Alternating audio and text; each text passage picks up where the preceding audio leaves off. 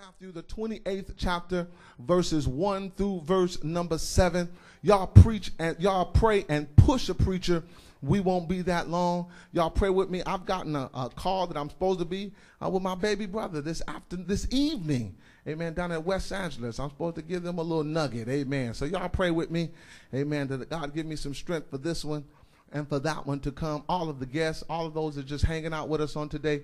We're glad to see all of you in the house of God. Y'all pray with me real hard for a few minutes, and we're going to do our best to let you go. Matthew 28, verses 1 through 7 simply says, in the end of the Sabbath, as it began to dawn toward the first day of the week, came Mary Magdalene and the other Mary to see the sepulchre.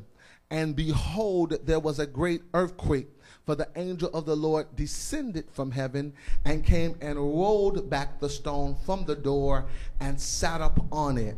And his countenance was like lightning, and his raiment white as snow. And for fear of him, the keepers did shake and become as dead men. We intensify the look on the text right now, for it says, and the angel said unto the woman, fear ye not, for I know that you seek Jesus, which was crucified. More intense in verse number 6, it simply says, he is not here, for he is risen as he said. Come see the place where the Lord lay. Come see the place where the Lord lay. Verse number 7 says, and go quickly and tell his disciples he is risen from the dead. Verse number 6 tells us first verb, come see. Verse number 7 tells us the second verb, go tell. Come see, verse number 6. Go tell, verse number 7. Look at your neighbor and tell your neighbor, come see and go tell. Come on, help me preach. Tell somebody else real quick, come see and go tell. We've had a conversation here at Christ Center before based upon Isaiah 55 verses 7 and 8, where God simply tells us that his thoughts are not our thoughts and that his ways are not our ways. He first gives us a measure and tells us that as high as the heavens above the earth, so are the ways of God above the ways of man, and the thoughts of God above the thoughts of man. In other words, what God says is that my mind is so much higher than your mind that the heavens and earth simply cannot measure it at all.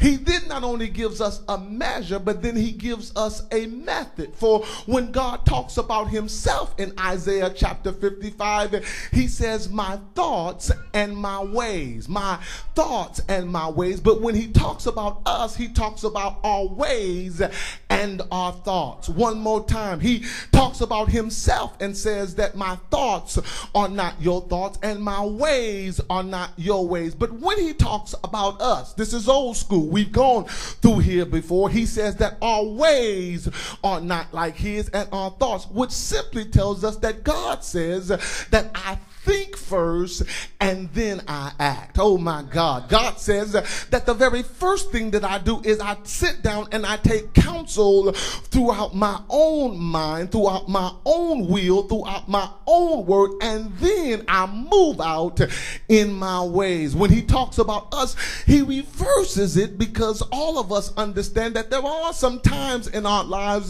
that we actually move before we think. Oh my God. We open our mouths and speak before we think. We open our mouths and commit ourselves to things, and then we ask, why in the world did I agree to do that? What in the world was I thinking? In other words, God thinks and then act, and me and you act, and Lord help us, then we begin to think. I, just like you, have committed myself to doing things. I have committed things, and then I didn't ask, what did I do? Because I know what I did. I didn't ask the question, who did I do that with? Because I know who I did it with. But then I put together what I did and who I did it with, and the question comes up, what in the world was I thinking? Oh my God, there is somebody that we all know that have told their boss off, have cussed their boss off, have told him where to get off, and as they were walking to the unemployment line, they begin to think, what in the world, talk with me y'all, was I doing? Because oftentimes you and I act before we think, but that's not the way God does it. God always takes counsel within his will and his word, and then he opens his mouth and he decrees and declares a thing done. And so God says that my thoughts are not like your thoughts, and that my ways are not like your ways. For as high is the heavens above the earth, so are my thoughts. Help me preach, y'all. Above your thoughts, and my ways above your ways. And that's the reason why every now and then, even though I act like God, and sometimes I think I might be God, I thank God I'm not God. Oh my God. I don't know about you, but I know that lady over there in the orange begin to thank God he ain't God. Oh my God. I thank God, even though he tries to be God, and he sure enough tries to be my daddy, he ain't my daddy, and he sure ain't God. I got to thank God that I ain't God, because my ways are not like him. Talk with me, y'all. My thoughts are not like him. If I was God, there are some people that are alive that wouldn't be alive right now. Help me now.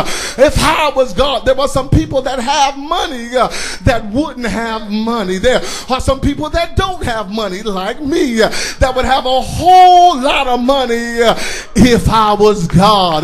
But all of us need to clap our hands and open our mouths and thank God I ain't God. Mike Mahakian gotta thank God that I ain't God. You got some haters that you truly got to thank God that you ain't God. Because if you were God, you would blow it. Talk with me, y'all. You mess it up. You mess it up. You do things wrong. Sun would come up some days and not on others. Talk with me now. Some folks would get up with half their arms and one cocked eyes simply because you were God. But I love God, because even though I don't know his thoughts all the time, his ways all the time, because I know his thoughts, I then can trust his ways. Y'all gonna help me preach? For every now and then I will get myself in a position or a point and I don't understand why God is going the way in my life that he's going. Oh my God. I've questioned God. God, why am I sick?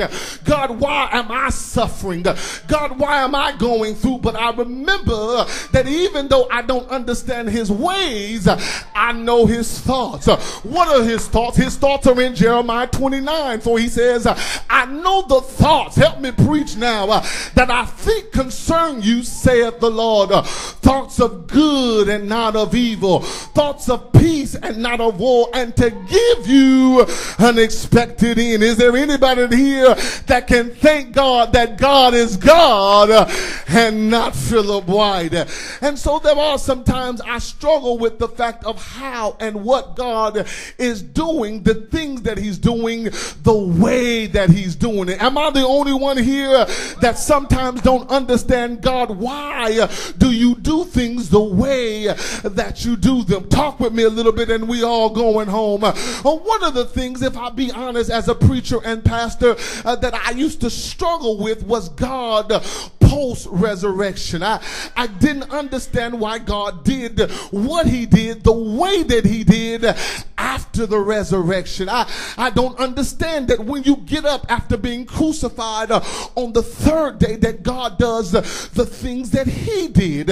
And if I was God, Philip White, I probably would have done things totally different. Oh my God. Had I been God, Jehovah Jireh, had I been Alpha and Omega, had I been the beginning and the end, things probably would have been done a little different than the way that Jesus did it. For the Bible records and theologians tell us that Jesus appeared 10 different times over a 40-day period to 5